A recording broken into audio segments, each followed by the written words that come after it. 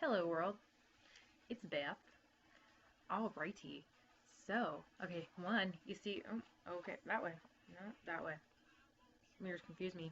That bee thing, my best friend made me for Christmas, and I really like it. Alright, so today I'm going to pick a quote out of Shit Happens, So Get Over It. And this is what I'm going to read. This one. Love the moment.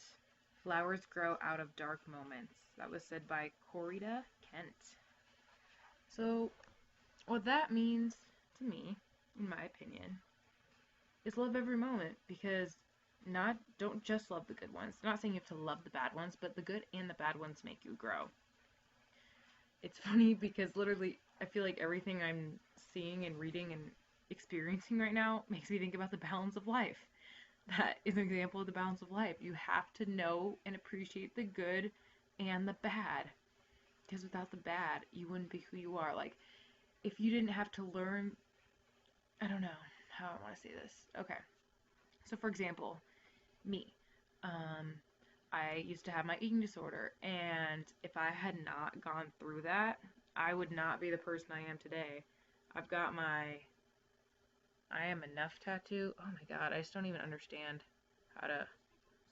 There we go. You can barely see it. My I am enough tattoo, and like that reminds me that I'm enough every day, and like I'm fine just as I am, and it makes me appreciate like myself more. Like I appreciate my body and who I am more now because I went through that and had to grow and overcome it. And it's still something I deal with occasionally, but I'm better than I was.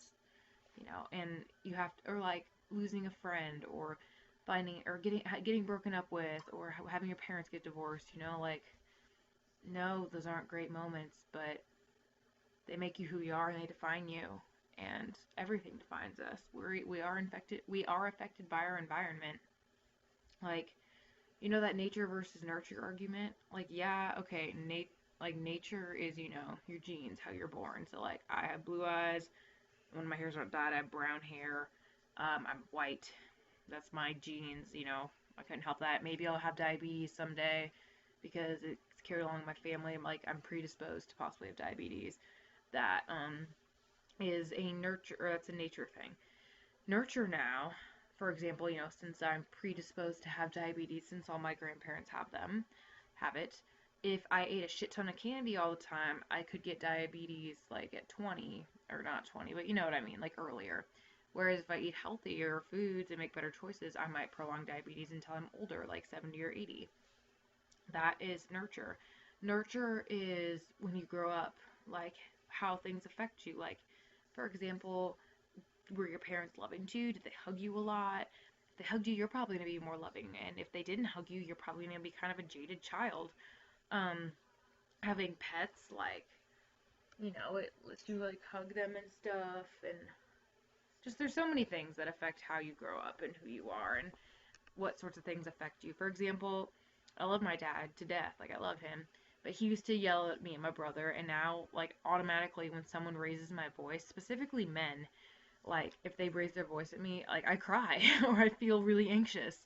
Like, and I recognize that that is because my dad yelled at me when I was a child enough that it, like, makes me get that reaction. But I know that's because of that. Um, Another example of nurture would be when you had like a pie, like say you love pie and like you ate pie when you're younger and now every time you smell a pie your mouth waters because you know it tastes good. So nurture is basically things you can't control. And sometimes you can, but typically you can't. And every moment you have, good or bad, will help you grow as a person and define who you are. And that's the balance of life, taking the good and the bad with it and learning, knowing more about yourself and knowing more about the world and coming to conclusions and everything else. And yeah.